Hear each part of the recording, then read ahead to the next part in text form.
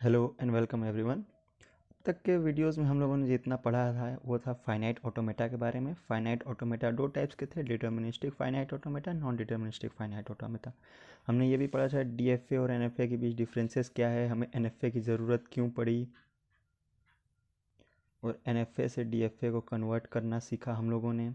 अब इस कहानी में एक नया कैरेक्टर आ रहा है जिसका नाम है ईएनएफए।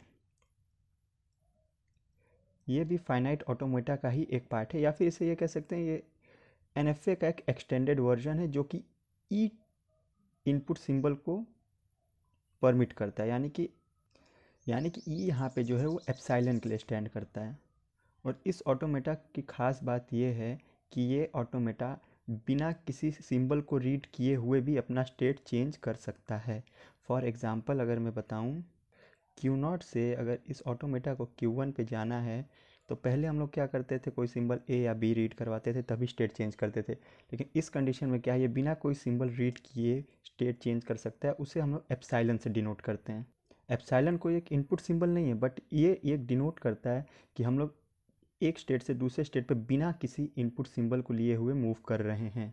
एक तरह से हम लोग ये कह सकते हैं कि epsilon does not belong to any alphabet, यानी कि एप्सिलॉन किसी भी अल्फ़ाबेट को बिलोंग नहीं करता है। एप्सिलॉन मतलब ये ट्रांजिशन में कुछ भी इनपुट नहीं आया हुआ है। और अब बात की जाए तो इस एनएफए की अब ज़रूरत थी, डीएफए की ज़रूरत थी, ई एनएफए की ज़रूरत क्या है। रही बात तो मैं फिर से वही एक आपको चार्ट बना के दिखाता हूँ। हम लोगों ने डीएफए पढ़ा था, फिर हम लोगों ने एनएफए पढ़ा। क्यों? क्योंकि एनएफए डीएफए से डिज़ाइन करना इजी था, फिर हम लोग एनएफए को डीएफए में कन्वर्ट करते थे। फिर अब जब कंसेप्ट आया एप्सिलॉन एनएफए का, या फिर एनएफए विथ नो ट्रांजिशन, या फिर एनएफए विथ नल ट्रांजिशन, तो अब यहाँ पे बात की जाए तो एप्सिलॉन एनएफए जो है वो डिज़ाइन करना एनएफए के कंपैरिजन में इजी है। यानी कि एप्सिलॉन एनएफए को थ्योरेटिकली डिज़ाइन करना इजी है as compare to non deterministic finite automata. हम लोग ये भी ये सीखेंगे कि एप्सिलॉन एनएफए क्या होता है, उसके बाद एप्सिलॉन एनएफए को कैसे एनएफए में कन्वर्ट किया जाता है, उसके बाद हम लोग को एनएफए से डीएफए में कन्वर्ट करना आता ही है। यानी कि एक तरह से ये टर्म जो है ये हम लोग कॉम्प्लेक्स से ईजियर की तरफ बढ़ते जा रहे हैं। हम लोगों ने पहले डीएफए पढ़ा कि इसकी ज़रूरत क्यों पड़ी, फिर एनएफए पढ़ा जो कि डीएफए से सिंपलर था। अब हम लोग ईएनएफए पढ़ेंगे जो कि एनएफए से भी सिंपलर है। उसके बाद हम लोग कन्वर्जन सीखेंगे कि ईएनएफए से एनएफए में कैसे कन्वर्ट करते हैं।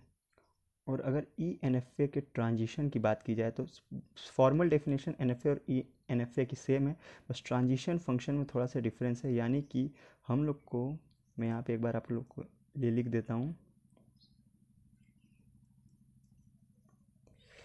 ये देखिए, हम लोग का जो एन एफ ए का जो ट्रांजिशन फंक्शन था उसमें हम लोग यहाँ पे सिर्फ सिग्मा इंक्लूड करते थे, लेकिन यहाँ पे हम लोगों ने एप्सिलॉन भी इंक्लूड किया है। यानी कि इस एप्सिलॉन एनएफए में या तो हम लोग किसी इनपुट पे किसी भी स्टेट पे मूव कर सकते हैं, या फिर बिना इनपुट जो कि है एप्सिलॉन, बिना किसी इनपुट पे भी किसी एक स्टेट को मूव कर सकते हैं। यहाँ पे अगर एक एग्जांपल की बात करें तो समझ लीजिए हम लोग को एक लैंग्वेज डिज़ाइन करना है, A to the power N, B to the power M, C to the power Q. यानी कि ए की लेंथ जो है वो एन होनी चाहिए, बी की लेंथ एम होनी चाहिए और सी की लेंथ क्यू होनी चाहिए, जहाँ पे एम एन और क्यू इज़ ग्रेटर देन और इक्वल टू ज़ीरो। अगर इसी के लिए हम लोग को डीएफए डिज़ाइन करना पड़ता तो हम लोग ऐसे कुछ ऐसे डिज़ाइन करते, क्यू नॉट से स्टार्ट करते, और जबकि यहाँ पे ग्रेटर देन और इक्वल टू ज़ीरो है, यानी कि अगर कुछ नहीं आता है फिर भी डीएफए एक्सेप्ट करता, तो इस कंडीशन में हम लोग यहाँ पे ए का लूप लगा देंगे। यानी कि ए अगर ज़ीरो रहेगा फिर भी एक्सेप्ट होगा, और ए उसके बाद जितनी बार भी आए फिर भी एक्सेप्ट होगा। और फिर उसके बाद बी पे हम लोग स्टेट चेंज करवा के क्यू वन पे आ जाते हैं। ये भी होगा हम लोग का फाइनल स्टेट। क्यों? क्योंकि यहाँ पे हम लोगों ने बी का लूप लगा दिया है कि बी अगर एक बार आता है फिर भी एक्सेप्ट होगा, एक बार से ज़्यादा आता है फिर भी एक्सेप्ट होगा। और यहाँ पे कंडीशन ये नहीं है कि ए बी और सी तीनों आना ही आना चाहिए, ए के बाद बी आना चाहिए, बी के बाद सी आना चाहिए। ए की लेंथ ज़ीरो भी हो सकती है, एन भी हो सकती है, बी की लेंथ भी ज़ीरो हो सकती है, एन हो सकती है, सी की लेंथ भी ज़ीरो से लेकर एन तक जा सकती है।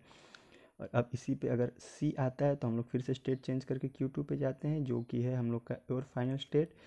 क्यों? क्योंकि हम लोग को ए मिल चुका है, बी मिल चुका है, सी भी मिल चुका है, तो ये स्ट्रिंग एक्सेप्ट होगी। और रही बात ये डीएफए है तो यहाँ पे हम लोग को कंप्लीट सिस्टम दिखाना पड़ेगा। तो क्यू नॉट पे ए का हम लोगों ने ट्रांजिशन दिखा दिया, बी का ट्रांजिशन दिखा दिया। अगर सी आता है तो इसे हम लोग भेज देंगे स्टेट सी पे, सॉरी स्टेट क्यू टू पे, जो कि सी को एक्सेप्ट कर रहा है। और इस कंडीशन में यहाँ पे बी हमने दिखा दिया, सी दिखा दिया। ए अगर आता है तो देखिए ए के बाद बी नहीं आ सकता, सॉरी ए के बाद बी आएगा लेकिन बी के बाद ए नहीं आ सकता। यहाँ पे बी एक बार आ चुका है, तो अगर फिर से हम लोग को ए मिलता है तो उसको हम लोग एक डेड स्टेट में भेज देंगे जिसका नाम है Q2। और इस Q2 पे हम लोग लगा देंगे ए बी सी का लूप कि उसके बाद चाहे जितनी बार भी ए बी सी आए ये एक्सेप्ट नहीं होगा। इसी तरह सी पे अगर बी आ जाता है या फिर ए आ जाता है, इसको भी हम लोग भेज देंगे डेड स्टेट पे। क्यों? क्योंकि हम लोग को क्वेश्चन में दिया गया ए बी और सी सीक्वेंस में होना चाहिए, यानी कि ए जितनी बार भी आए उसके बाद बी आए, बी आने के बाद फिर दोबारा ए नहीं आना चाहिए, या फिर सी आने के बाद दोबारा बी नहीं आना चाहिए। तो इसके लिए बन गया DFA। अगर इसी क्वेश्चन के लिए हम लोग को NFA या ना सॉरी एप्सिलॉन NFA बनाना हो तो किस तरह से बनाना होगा वो मैं आपको दिखाता हूँ। अब सेम क्वेश्चन के लिए अगर NFA बनाना हो तो देखिए हम लोग Q0 से स्टार्ट करेंगे जो कि होगा हम लोग का इनिशियल स्टेट, और हम लोग इनिशियल स्टेट पे ए का लूप लगा देंगे, यानी कि ए जितनी बार भी आए पहले एक्सेप्ट होगा। और जैसा कि NFA का प्रॉपर्टी है कि ये एप्सिलॉन पे स्टेट चेंज कर सकता है, तो यहाँ पे हम लोग बिना किसी इनपुट सिंबल को लिए स्टेट चेंज करके इसको Q1 पे भेज देते हैं। और यहाँ पे बी का लूप लगा देते हैं, यानी कि ए के बाद चाहे जितनी बार भी बी आए वो एक्सेप्ट होगा। उसके बाद फिर से हम लोग बिना कोई सिंबल रीड किए हुए एप्सिलॉन लेके Q2 पे पहुँचते हैं, और Q2 को हम लोग इस पे बनाएंगे फाइनल स्टेट। इसमें Q1 और Q0 फाइनल स्टेट नहीं होगा। क्यों? क्योंकि मैं रीज़न आपको बता रहा हूँ। Q3 पे हम लोग लगा देंगे सी का लूप, और देखिए ये बन गया आपका ENFA सेम क्वेश्चन के लिए। इसीलिए कहा गया है कि ENFA और NFA are much easier as compare to DFA। चलिए मैं इसको एक्सप्लेन कर देता हूँ एक बार। देखिए Q0 पे ए चाहे जितनी बार भी आए, ए के बाद हम लोग बिना कोई इनपुट सिंबल लिए ट्रांजिशन दिखाते हैं, Q1 पे जाते हैं। उसके बाद चाहे जितनी बार भी बी आए फिर बिना कोई इनपुट सिंबल लिए हम लोग Q2 पे जाते हैं जो कि फाइनल स्टेट है। वो जितनी बार भी सी आई एक्सेप्ट होगा। चलिए एक कंडीशन मान के चलते हैं, हम लोग के स्ट्रिंग में सिर्फ ए ही ए आ रहा है, बी जीरो और सी जीरो आ रहा है, तो क्या ये एक्सेप्ट होगा? देखिए Q0 पे अगर ए आता है, ठीक है, बिना किसी सिंबल को रीड किए हम लोग Q1 पे पहुँचे। अगर Q1 पे बी नहीं आता है फिर भी बिना किसी सिंबल को रीड किए हम लोग Q2 पे पहुँचे। Q2 पे अगर सी नहीं आता है तो भी ए एक्सेप्ट होगा, क्योंकि ए आ चुका है और उसका बी की वैल्यू ज़ीरो है और सी की वैल्यू भी ज़ीरो है, फिर भी एक कंडीशन जो है वो ट्रू होगी।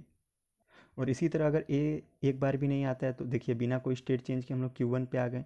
Q1 पे बी चाहे जितनी बार भी आए, उसके बाद बिना स्टेट के हम लोग Q2 पे जा रहे हैं। Q2 पे सी जितनी बार भी आए फिर भी एक्सेप्ट होगा, यानी कि A to the power zero, B to the power जो भी हो और सी टू द पावर जो भी हो। तो ये था एक एग्जाम्पल NFA का। तो अभी नेक्स्ट क्लास से या फिर नेक्स्ट वीडियो से आप लोग को ये सिखाएंगे कि ENFA को NFA में कैसे कन्वर्ट करते हैं। Thank you.